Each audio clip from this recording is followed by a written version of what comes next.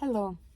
Today I want to tell you a story about how I admitted myself to a mental institution. I didn't look I don't look good today, but it's okay, it's life.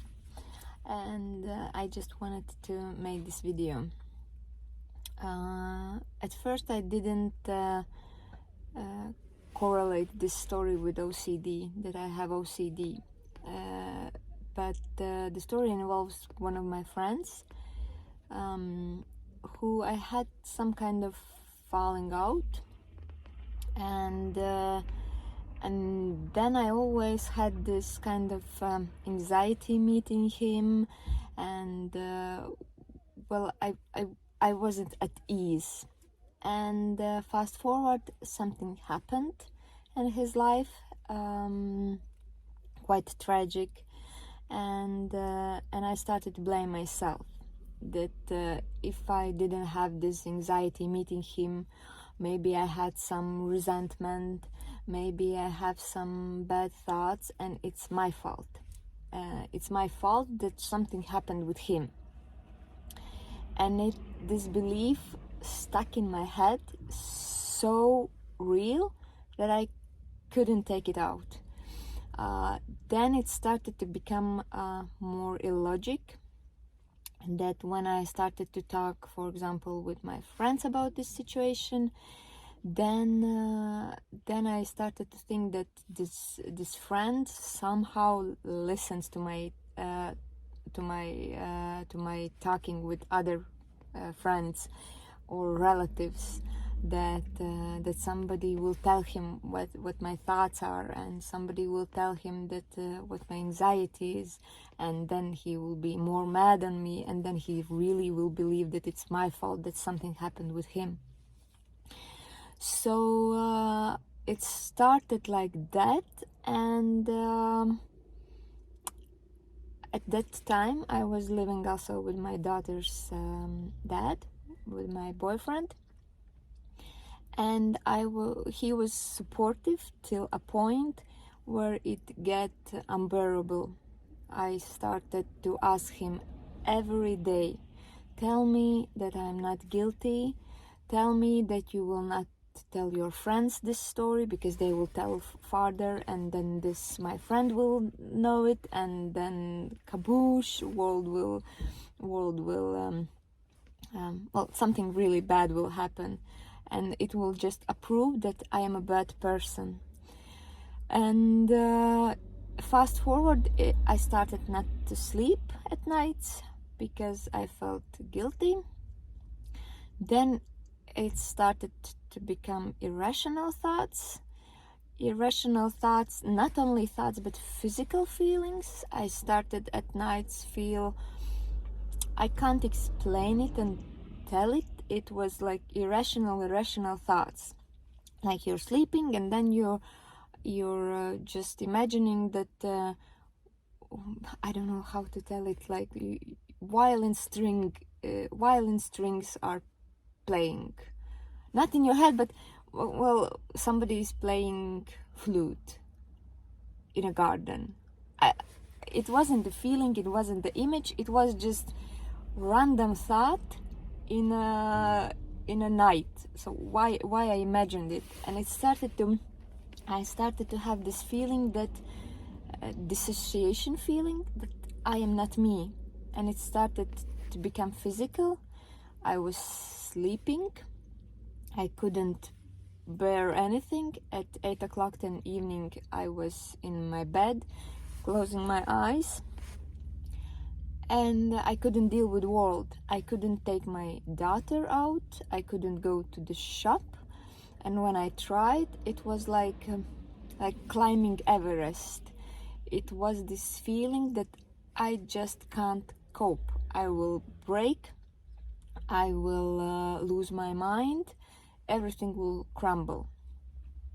Then it started to become really irrational.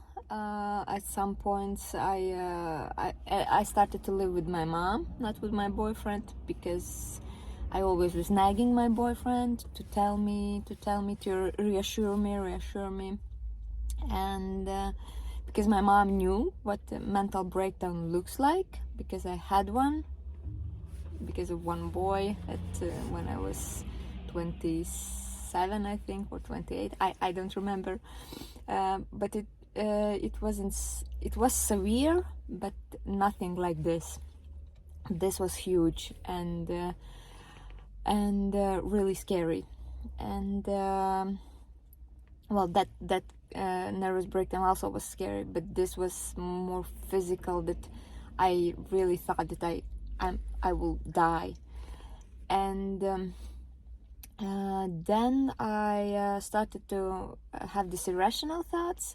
When I came home to my boyfriend, I thought, oh my gosh, maybe he had another girl while I was away. Well, it's not irrational thought, maybe it's logical thought, but I was convinced while I was washing my daughter in bathroom that this girl was in his closet, and she went outside while I was in bathroom. And this was like my belief, and my belief was also irrational when there was some animations for my daughter in television, that some kind of this animation message is for me. And I knew that at that point, well, a long time ago, I knew that it's not going well. Then I started to ask my friends, am I a bad person? Does this happen with this, my friend, because of me? And one of my friends has this, she wasn't assuring me like anybody else, and those who knew that I have OCD, well, they get in my cycle. I pulled them in my cycle and said, reassure me, I will be okay, just reassure me. But this friend, she didn't reassure me. She said, we are not good and bad, I don't remember the situation, but I knew that I didn't get a reassurance from her. And then I started to get mad at her, and then all my psychosis switched to her, because I thought I will never be able to forgive her. And then I started to ask my boyfriend, tell me that I will forgive her one day, that I will not be so mad all my life. And he became really mad. He was saying, how do I know that you will forgive her? I don't know it. And I was nagging him, please say it, please say, because it will help me, please say it. And it was really bad. And at one night when I felt this, that I can't cope with it, I didn't slept maybe for a month, like for few minutes, and I was up again, always in this I'm sorry, always in this anxiety, physical, mental. And at one night I thought I will jump out of balcony because I can't cope with it, or I will put a knife in my chest just to not feel it, because I just can't cope with it. And I called an ambulance, and they said, yeah, you need to go to mental institution.